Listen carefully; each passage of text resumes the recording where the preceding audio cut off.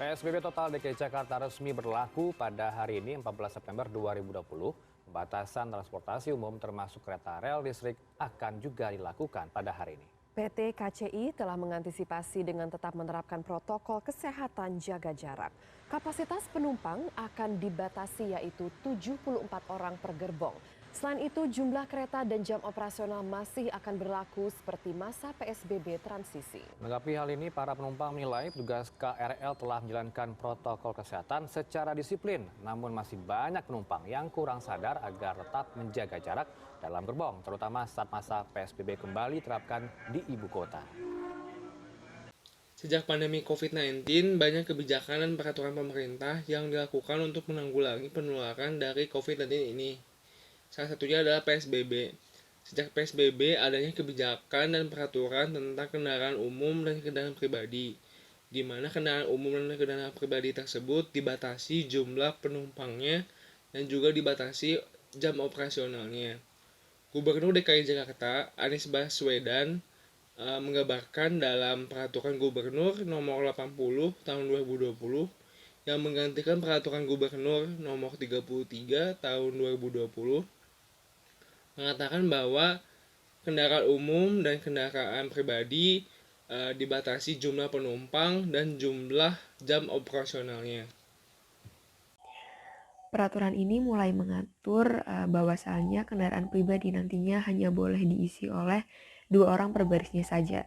Penumpang dari kendaraan pribadi pun harus berasal dari luar domisili, dan apabila tidak dari luar domisili atau berasal dari satu keluarga, maka peraturan ini tidak berlaku.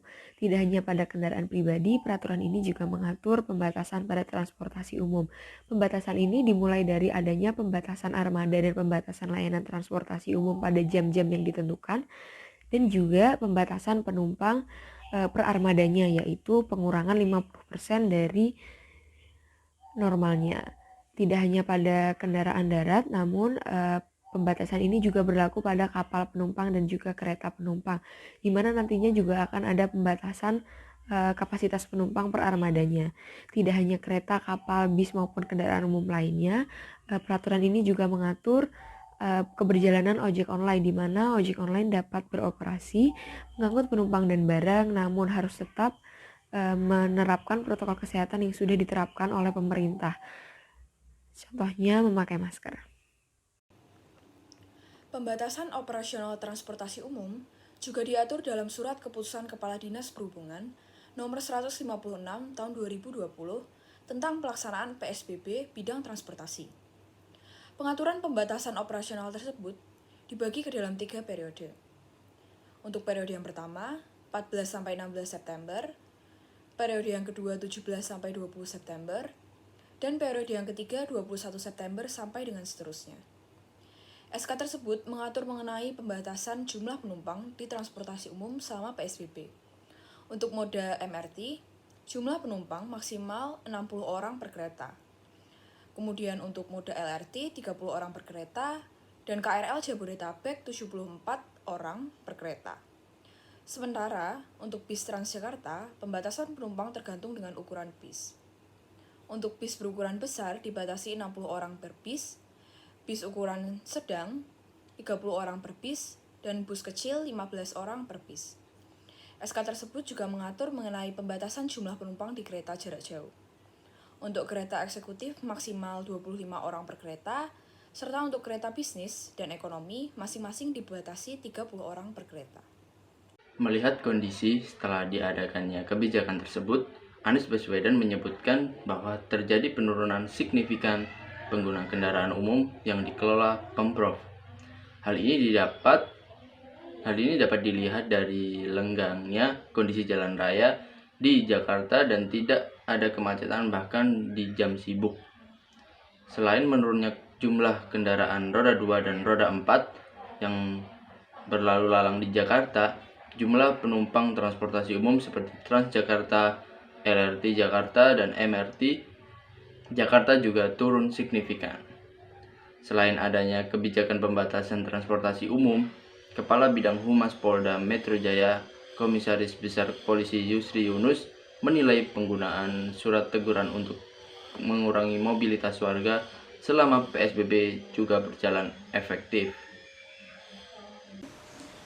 Kebijakan pembatasan transportasi memberi dampak tidak efektif menekan angka penularan dan kurangnya pengawasan. Meski PSBB dan kebijakan pembatasan transportasi umum ini dianggap efektif, namun masih terjadi penambahan kasus per hari seiring makin digencarkannya pengetesan. Pengamat kebijakan publik dari Universitas Trisakti, Trubus Radiansyah, menilai pelaksanaan PSBB tidak efektif menekan penularan virus. Yang pertama, ia berargumen bahwa gerak transportasi umum maupun pribadi di Jakarta masih intens, walau secara jumlah berkurang. Sektor ini menyebabkan terjadinya kerumunan, mungkin bukan di ruang publik namun pada ruang privat, dari rumah ke rumah ataupun dari rumah ke kantor. Faktor kedua, masih adanya industri yang tidak esensial beroperasi yang menyedot mobilisasi ratusan hingga ribuan pekerja, apalagi mayoritas dari mereka tinggal di daerah penyangga. Faktor ketiga dan yang paling penting adalah langkah tegas aparat keamanan dalam memberikan efek jera agar orang tidak keluar rumah maupun dalam mematuhi protokol kesehatan. Kebijakan pembatasan transportasi ini menyebabkan sulitnya transportasi bagi para pekerja di daerah penyangga, dikarenakan masih banyaknya kantor yang mewajibkan para pekerjanya untuk bekerja, maka pembatasan transportasi ini cukup menyulitkan pada pegawai yang setiap harinya menggunakan transportasi umum menuju kantor, terutama bagi para pekerja yang tinggal di daerah penyangga Jakarta seperti Depok, Bogor, Bekasi, atau Tangerang Selatan yang menggunakan KRL, angkutan umum, atau kendaraan pribadi. Lalu, kebijakan pembatasan transportasi ini juga menyebabkan terjadinya penumpukan penumpang yang mengantri untuk menaiki transportasi umum. Tidak hanya sulitnya akses transportasi dikarenakan adanya pembatasan, banyaknya masyarakat yang tetap menggunakan transportasi umum untuk melakukan aktivitas sehari-hari menyebabkan penumpukan massa penumpang di sekitar halte yang menyebabkan adanya kerumunan yang berpotensi sebagai sumber penularan virus. Dirumahkannya para pengemudi. Ojol atau ojek online bukan satu-satunya pihak di sektor transportasi yang terkena dampak akibat pandemi COVID-19 diikuti dengan kebijakan PSBB. Organda atau Organisasi Angkutan Darat DKI juga menyebutkan bahwa terdapat puluhan ribu kendaraan konvensional dan para pekerja yang terpaksa menganggur akibat hal tersebut. Ketua Organda, Safruhan Sinungan juga menjelaskan dari sekitar 85.000 kendaraan di bawah naungannya hanya tersisa 8.000 hingga 8.600 unit yang masih beroperasi. Anggota Organda terdiri dari berbagai sektor transportasi darat, seperti bajai, mikrolet, taksi konvensional, bus kota hingga bus antar kota. Namun, pengusaha transportasi konvensional memilih mengandangkan kendaraannya karena penggunanya juga ikut turun drastis. Meskipun dalam aturan PSBB tidak melarang adanya operasi transportasi umum, namun mewajibkan pengusaha melakukan berbagai persyaratan sesuai yang sudah disebutkan sebelumnya. Safruhan Sinungan juga menyebutkan bahwa kondisi tersebut ini memaksa sekitar ratusan ribu pengemudi menjadi tidak bekerja. Kurang lebih sekitar 150.000 personel harus dirumahkan. Melihat dari kebijakan-kebijakan tersebut, dapat dinilai bahwa penerapan kebijakan bisa dinilai kurang optimal. Kurangnya persiapan yang matang menyebabkan penerapan kebijakan PSBB kurang optimal dan dinilai setengah-setengah.